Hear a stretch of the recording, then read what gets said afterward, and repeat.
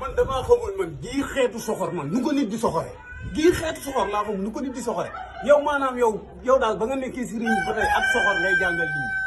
ak soxor ngay jàngal nit ñi ak maanaam dëkk bi ni mu méttee nga topp